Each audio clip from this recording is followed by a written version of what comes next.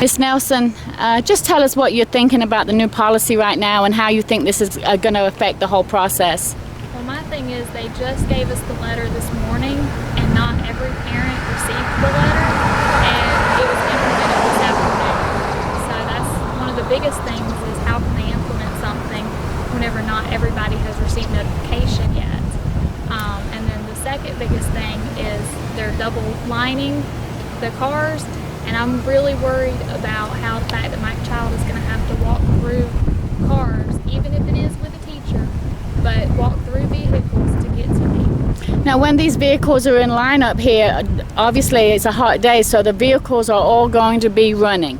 People don't turn off and just park. Their vehicles are 90%, 99% are going to be turned on and running. Yes, ma'am. Okay. All right. Well, you told me earlier, I think, that some school official had said that if you attempted to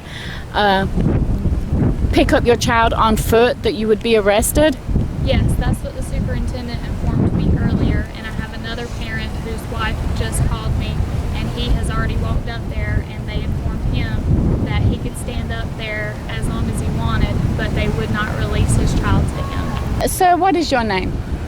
Chris Wise? Chris Wise? Yes, ma'am. And you attempted to pick up your child just now? Yes, ma'am, and I wanted to get a clarification from them, and they told me that if I was not in a car in the pickup line, I could stand out there at 3 o'clock, but my child would not be released to me. They said their new policy is cars only, but I have a child who's autistic who doesn't take well to change, and this is all we've ever done is walked up, picked him up, and my only other concern was they're running 2 lines. Are they going to have the time to restrain my child in the car seats, because they never have before? They told us to just get the child in the vehicle, and when we get to the driveway, to get them buckled in. The paper that was sent to us this morning explained that we were not to get out of our vehicle. So unless they plan on restraining both my children in their car seats, once I pull off school property, I can be stopped and ticketed for incorrect restraint of my children.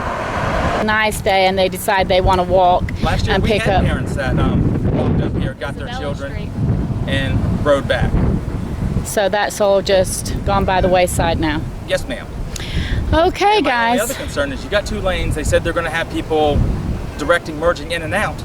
But if you got somebody in the right-hand lane, turning them left, and vice versa, how long is it going to be before 2 people run into each other because they're not paying attention and trying to merge in together? Do you think it will quicken up the process? No, ma'am. And my only other concern is I know you got stop signs and low go signs, but you're walking kids in between vehicles to get them to another vehicle. So if somebody slips off the brake, right, and the car moves forward, you're hitting a child walking across that you're trying to get into another vehicle.